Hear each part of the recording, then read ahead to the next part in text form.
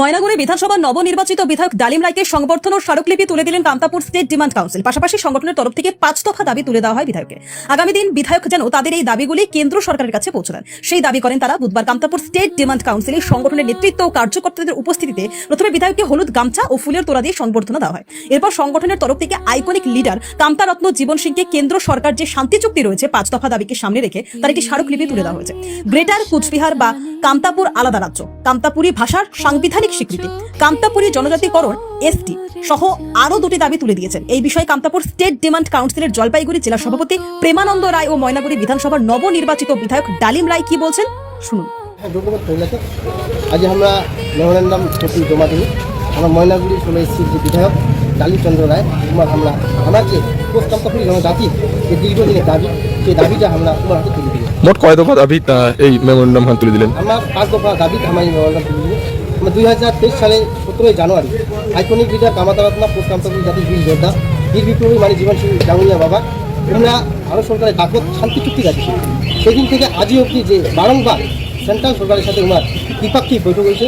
5 দফা দাবি, সেটা হচ্ছে গ্রেটার কুচবিহার বা কামতাপুর জগল রাজ্য, কামতাপুরী ভাষার 8ম তফসিলের অন্তর্ভুক্ত, কামতাপুরী জনজাতিকরণ এসটি, এই জেল খাটা কেস খাওয়া মানসিকগুলা নিঃস্বার্থ মুক্তিদান, আরও ইনার পুনর্বাসনের যে দাবিগুলা, এই দাবিগুলো কিন্তু বারবার উঠে দিয়েছে এবং বারবার আমার সেন্ট্রাল সরকারের সাথে জীবন সিংহে বসেছে।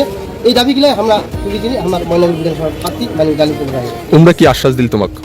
তোমরা এই দাবিগুলো নিয়ে অবগত এবং তোমরা এই দাবিগুলো যে দীর্ঘদিন সেটা জানে।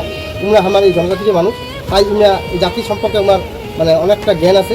তোমরা আশ্বাস দিল যে যেহেতু বিধানসভার এবার যে শপথ গ্রহণ হয়েছে, আমার মাতৃভাষায় শপথ গ্রহণ হয়েছে আমার এমএলএগুলা, যে এইটা উনার যে অলরেডি একটা চর্চা চলিবার দেশে আলোচনা চলিবার দেশে, সেই কথাটা আমরা মুখে জানাই। নির্বাচনের আগত ভাষাটা প্রতিশ্রুতি দিছে, কি করবেন তোমরা এগুলা? আমরা আশাবাদী এবারে বিধানসভার আমার কামতাপুরী রাজবংশী ভাষাটা যাতে 8ম তফসিলে অন্তর্ভুক্ত হয়, এটার জন্য আমরা আর প্রত্যেকটা মিলে আমার নর্থ বেঙ্গলের 40টা এমএলএর হাতত আজ এই মেমোরেন্ডামটা আমরা তুলে দিই।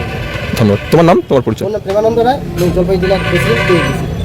স্টেট ডিমান্ড কাউন্সিলের পক্ষ থেকে একটা মেমোরেন্ডাম জমা দেওয়া হল, মানে কি করবেন আগামী দিনে, কি চিন্তা ভাবনা আছে এই মেয়েগুলো নিয়ে, তোমার পক্ষ থেকে কি বার্তা দিবেন? উন্নয়নের জন্য এখানে কামতাপুরী বা আমার দেশি বা অমুক তমুক ওগুলো কোনো নয়। উন্নয়ন সব জায়গায় হবে। এই সরকার সহানুভূতিশীল সরকার, সেহেতু উন্নয়নের জন্য বাধা নেই, সব জনজাতিরই উন্নয়ন।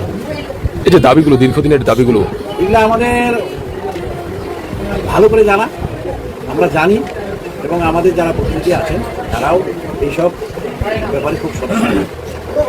আমরা আপনার চেষ্টা করছি যাতে করা যায়। এটা আলোচনা অনেক দিনের এবং আগেও হচ্ছে। সরকার সরকার প্রতিশ্রুতি দিয়েছে এই দাবিগুলো, কি বলবেন, কি আশা রাখছেন এই উত্তরবঙ্গের জন্য? উত্তরবঙ্গের জন্য একটা জিনিস লক্ষ্য করেন, আমাদের মুখ্যমন্ত্রী এবং আমাদের সরকার যে উত্তরকন্যায় কোনোদিনও মন্ত্রী বা এমএলএদের নিয়ে বৈঠক হয় নাই, উন্নয়ন সম্বন্ধে আলোচনা হয় নাই। সেখানে আমাদের মুখ্যমন্ত্রী 15 দিনের মাথায় 3টা মন্ত্রীকে নিয়ে বৈঠক করে উত্তরবঙ্গের কি করা যায়, উত্তরবঙ্গের জনজাতির জন্য কি করা যায়, উত্তরবঙ্গে কি কি হবে, সব আলোচনা হয়েছে। এটা কোনো সরকারই করেনি। উত্তরবঙ্গ খালি তৈরি করেছিল, কিন্তু ওরা কোনো দিন এখানে মিটিং মিছিল কোনো কিছু উন্নয়নের ব্যাপারে কোনো কিছু করে। আর সেখানে আমাদের সরকার পরপর 3টা মন্ত্রী নিয়ে অলরেডি উত্তরবঙ্গ মন্ত্রী, মুখ্যমন্ত্রী, আবার আমাদের নারী শিশু কল্যাণ মন্ত্রী, সব আলোচনায় এই উত্তরবঙ্গে হয়েছে এবং উত্তরবঙ্গের জন্যই হয়েছে।